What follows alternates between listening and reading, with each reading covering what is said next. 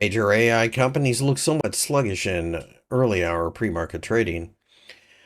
Before we start, a quick word from our sponsor. This video is brought to you by XNS, the world's leading retail brokerage firm offering ultra-fast execution and no overnight fees. Look for a link in the description below.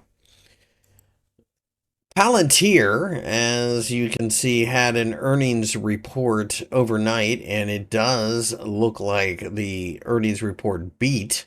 So at this point in time, I think that we are going to put serious pressure on the recent high at $85. If we can break above there, then it's likely the Palantir continues to climb much higher. After all, it's been in a very strong uptrend to begin with, so there's no reason to think that would change anytime soon. Short-term pullback should see plenty of support all the way down to at least the 50-day EMA, which currently sits at the $71.21 level. IonQ has rallied a little bit in pre-market trading, and really, I think at this point in time, you have to look at this as a market that's still very much in consolidation. I don't know that it's ready to take off right away, but with that being said, the 50-day EMA currently sits at just under $36, and it has offered nice dynamic support over the last couple of weeks.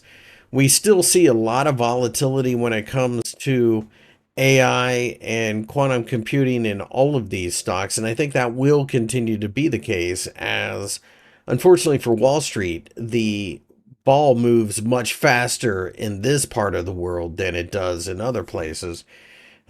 All one has to do is think of the chaos the DeepSeek just kicked off, and now we're starting to question some of that. So a little bit of patience is probably needed and a whole lot of protection.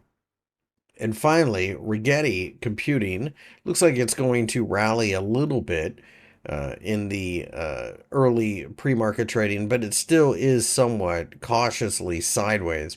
I do think that given enough time, we probably try to fill the gap and to get to the $18 region. And short-term pullbacks at this point in time should end up being buying opportunities.